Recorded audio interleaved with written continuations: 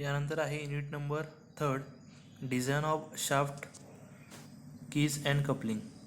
आता design of shaft keys and coupling जे आहे तर त्यामध्ये आपण जर बघितलं तर types of shaft material, standard size, design of solid and hollow shaft based on strength and rigidity. तर शाफ्टचं जे आपण बघितलं तर ते त्याचे टाईप्स कुठले कुठले आहेत, शाफ्टचं मटेरियल कुठलं कुठलं आहे, त्याचे स्टँडर्ड साईज कुठले कुठले आहे, त्यानंतर design of solid shaft design करत असताना सॉलिड शाफ्ट आणि ते कोणकोणत्या बेसिसवरती स्ट्रेंथ अँड रिजिडिटी क्रायटेरियावरती आपण ते डिझाईन करतो आहे. मग सॉलिड शाफ्टसाठी आणि हॉलो शाफ्टसाठी आपण ते डिझाईन करणार आहोत. त्यानंतर design of hollow and solid shaft for combined bending and twisting moment and concerning effect of shock and fatigue. ASME codes of design for line shafts. आता ASME कोड जर होता American standard for of mechanical engineering हा code जे आहे तर line शाफ्टसाठी दिलेले आहेत. तर त्यामध्ये कसं आपण बघतोय तर 1 and 2 पुल्लीज जे असणार इन बिटवीन और ओव्हरहँग पुल्लीज, तर त्याच्यावरती पण तुम्हाला काय असेल त्याच्यामध्ये डिझाईन आपण बघणार आहात. तर त्यानंतर बघा नेक्स्ट आहे ते टाईप्स ऑफ कीज. तर की जे असणार त्याचे कुठले कुठले टाईप्स आहेत ना, मग शंकी की असणार आहे, स्क्वेअर असणार आहे, रेक्टँग्युलर के असणार आहे. ह्या कुठल्या कुठल्या के आहेत ते आपण बघणार आहे याच्यामध्ये. त्यानंतर स्ट्रेंथ ऑफ इफेक्ट ऑफ की वे ऑन स्ट्रेंथ ऑफ शाफ्ट, म्हणजे की वे जो तुमचा आहे आता ॲक्च्युअली जर आपण बघितलं तर की जी असेल ती कशी याच्यामध्ये एखाद्या शाफ्टवरती असेल किंवा शाफ्टच्या आतमध्ये जर असेल तर तो शाफ्टच्या याच्यामध्ये काय असणार आहे त्याचा स्ट्रेंथवरती काय इफेक्ट होतो तो इफेक्ट आपल्याला याच्यामध्ये बघायचा आहे. त्यानंतर design of rectangular and square shank key, तर डिझाईन प्रोसिजर जी आहे ती आपण बघणार आहे. त्यानंतर types of coupling, design of muff coupling, flange coupling, bushed pin type flexible coupling, वेगवेगळे कपलिंग तुम्हाला दिलेले आहेत. Protected unprotected type coupling. तर हे कपलिंगचं काय असेल स्टेप वाईज आपण डिझाईन प्रोसिजर जे असेल जे प्रत्येक त्याचे पार्ट्स जे असेल त्याचे डायमेन्शन आपण काय करणार आहे डिटरमाइन करणार आहे किंवा फाइंड आउट करणार आहोत. हे तुम्हाला याच्यामध्ये बघायचं आहे डिझाईन प्रोसिजरमध्ये. त्यानंतर युनिट नंबर 4 आहे. तर युनिट नंबर 4 आहे तो तुम्हाला 12 मार्क्ससाठी आहे. तर तो जो आहे तर तो कुठला आहे बघा, design of power screw and fastener. आता पॉवर स्क्रू म्हणजे काय असेल आपण बघितलं तुमचा स्क्रू जॅक जो आहे तो स्क्रू जॅक त्याला आपण काय होते पॉवर स्क्रू. तर त्याचं आपल्याला काय असेल डिझाईन प्रोसिजर बघायचं आहे. आणि फास्टनर म्हणजे काय असेल एखादा बोल्ट्स असेल किंवा स्क्रू जो असेल तो आपण फिटिंगसाठी किंवा क्लॅम्पिंगसाठी आपण वापरतो आहे त्याला तुम्ही फास्टनर्स म्हणताय. तर हे जे आहे तर हा तुम्हाला 12 मार्क्ससाठी आहे. तर त्यामध्ये बघा काय काय बघतोय आपण, basic concept of power screw. Power स्क्रूची बेसिक कन्सेप्ट काय आहे, thread profile used for power screw. आता मोस्टली जर पाहिलं तर स्क्वेअर थ्रेड प्रोफाईल जी असेल ती तुम्ही वापरताय पॉवर स्क्रूसाठी. पण त्याच्यामध्ये कोणकोणत्या वेगवेगळ्या अजून थ्रेड प्रोफाईल आहेत त्या तुम्ही बघताय तर ते पण तुम्हाला बघायचं आहे. नंतर relative merits and demerits of each, self locking and overhauling properties. Self locking properties कुठली आहे, त्यानंतर ओव्हरऑलिंग प्रॉपर्टीज काय आहे. तर सेल्फ लॉकिंग म्हणजे काय, तर एखादा आपण जॅक जर वापरला आणि तो समजा आपण एखादं व्हेकल जे असेल ते समजा चाक आपल्याला काढायचं असेल, व्हील काढायचं असेल पण लिफ्ट जर केली तर विदाऊट एक्सटर्नल पॉवर एक्सटर्नल फोर्सच्या ऐवजी काय असेल तो रिटर्न नाही आला पाहिजे म्हणजे खाली नाही आला पाहिजे. तर त्याला आपण म्हणतो सेल्फ लॉकिंग. तर याच्या प्रॉपर्टी कुठल्या कुठल्या आहे. त्यानंतर torque required to overcome thread friction, efficiency of power screw, types of stress induced हे आपल्याला बघायचं आहे. डिझाईन ऑफ स्क्रू जे असेल ते आपल्याला इथं बघायचं आहे, म्हणजे स्क्रू जॉक जो आहे तो स्क्रू जॉक जर डिझाईन आपल्याला इथं बघायचा आहे. त्यानंतर टॉगल जॉक जो आहे त्याचं डिझाईन पण आपल्याला इथं बघायचं आहे. तर ओनली स्क्रू अँड नट जो आहे तर तो आपण इथं फक्त बघतो याच्यामध्ये टॉगल जॉकसाठी. तर त्यानंतर बघा stresses in screw fasteners, bolt and uniform strength. आता कोणकोणते तुमचे स्क्रू फास्टनरमध्ये कोणकोणते स्ट्रेसेस असतात हे आपण बघणार आहे.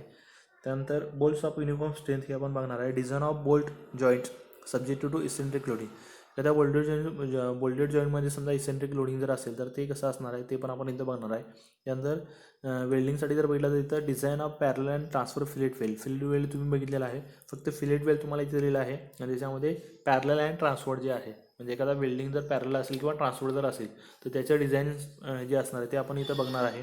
त्यानंतर ॲक्सियली लोडेड सिमेट्रिकल सेक्शन हे पण आपल्याला बघायचं आहे. त्यानंतर युनिट नंबर 5 बघा, डिझाईन ऑफ स्प्रिंगचं डिझाईन जे असेल ते आपल्याला बघायचं आहे. त्यामध्ये बघा क्लासिफिकेशन ॲप्लिकेशन ऑफ स्प्रिंग. आता स्प्रिंग जर बघितलं तर हेलिकल कॉम्प्रेशन स्प्रिंग किंवा तुमचं हेलिकल टेन्शन स्प्रिंग जे असणार आहे हे तुम्हाला माहीत आहे. तुम्ही याच्या डायग्राम पण मला वाटते ग्राफिक्समध्ये तुम्ही काढलेला आहे. तर हे कॉम्प्रेशन स्प्रिंग जे आहे त्याचं क्लासिफिकेशन अजून काय आहेत हे आपल्याला बघायचं आहे. त्याचं ॲप्लिकेशन आहे ते कुठं वापरतो आहे आपण ते आपल्याला बघायचं आहे. त्याची टर्मिनॉलॉजी काय आहे, त्याचं मटेरियल स्पेसिफिकेशन त्यामुळे ते आपल्याला बघायचं आहे. त्यानंतर स्ट्रेसेस कशामध्ये आहेत बघा, in helical tension and compression spring. Wahl's correction factor हा काय असतो हा आपल्याला बघायचा आहे. डिफ्लेक्शन ऑफ स्प्रिंग जे असेल ते आपल्याला बघायचं आहे. त्यानंतर एनर्जी स्टोअर्स इन स्प्रिंगमध्ये एनर्जी स्टोअर करते ते काय असणार आहे हे आपल्याला बघायचं आहे. त्यानंतर design of helical tension and compression spring subject to constantly applied loads like IC engine, Wahl's weighing balance and railway buffers. जो त्यामध्ये बघा IC इंजिनवर तुम्ही बघितला त्यामध्ये इनलेट अँड एक्झॉस्ट वॉल जो असतो तो ऑपरेटरसाठी तिथं काय दिलेलं आहे, स्प्रिंग दिलेलं आहे ना. म्हणजे तुम्ही कॅम अँड फॉलोअर जो बघितला ते कॅम अँड फॉलोअरचा आणि कॅमचा कॉन्टॅक्ट कंटिन्यू करायसाठी आपण तिथं वरती इनलेट अँड एक्झॉस्ट वॉलसाठी तिथं स्प्रिंग वापरले असते. तर ही स्प्रिंग जी आहे तर त्याचं डिझाईन जर आपण बघितलं तर तिथं हेलिकल टेन्शन आणि हेलिकल कॉम्प्रेशन स्प्रिंग जे असणार आहे त्याचं constantly applied load like IC engine आणि जे असणार आहे तो बघायसाठी आपण काय करतो त्याच्यामध्ये डिझाईन प्रोसिजर जे आहे ते तुम्हाला इथे दिलेले आहे. त्यानंतर लिप स्प्रिंग जे आहे तर त्याचं कन्स्ट्रक्शन आणि त्याचं ॲप्लिकेशन.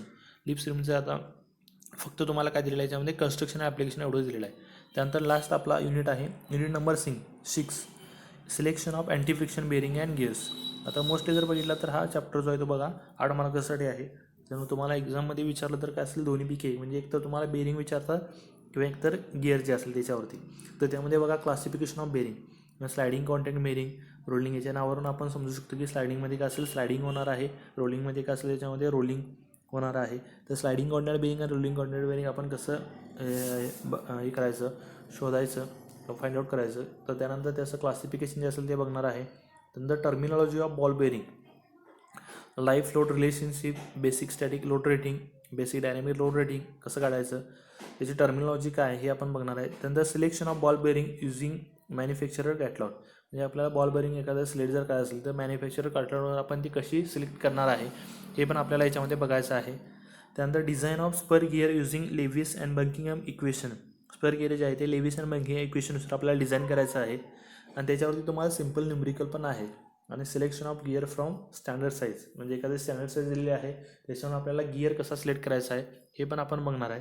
या ठिकाणी जर आपण बघितलं तर तुम्हाला रेफरन्स बुक जे आहे ते जर बघायचं असेल तर मशीन डिझाईनचं जे आहे तर ते VV भंडारी म्हणून, तर त्याचं तुम्ही रेफरन्स बुक आहे ते वापरू शकता. यानंतर बघा डिस्ट्रीब्युशन ऑफ थेरी मार्क्स हे पण तुम्हाला दिले बघा. फंडामेंटल्स ऑफ डिझाईन म्हणजे चॅप्टर वाईज जर आपण बघितलं तर बघा तुम्हाला 3 लेवल दिलेले आहेत, रिमेंबर लेवल, अंडरस्टँडिंग लेवल आणि ॲप्लिकेशन लेवल.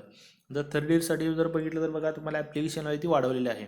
जे फर्स्ट इयरसाठी तुम्ही बघितलं असतं तर ॲप्लिकेशन लेवल आहे ती कमी होती, सेकंड इयरला ती मिडियम होती आणि आता जर बघितलं तर तुम्हाला ॲप्लिकेशन लेवल थर्ड इयरसाठी जी आहे ती आहे. म्हणजे बघा मार्क डिस्ट्रीब्युशन आहे ते बघा तुम्हाला लास्ट याच्यामध्ये टोटल मार्क्स दिलेले आहे 70 आणि त्यामध्ये बघा पहिल्या लेवल जे आहे रिमेंबर लेवल तर त्यामध्ये 6 युनिटची मिळून तुम्हाला 14 मार्क आहेत. अंडरस्टँडिंग लेवलला तुम्हाला 22 मार्क आहेत आपल्याने, ॲप्लिकेशन लेवलला 34 मार्क आहेत.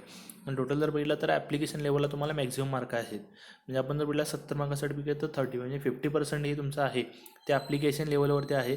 त्यामुळं त्या लेवलनं तुम्हाला काय असेल याच्यामध्ये अभ्यास केला पाहिजे.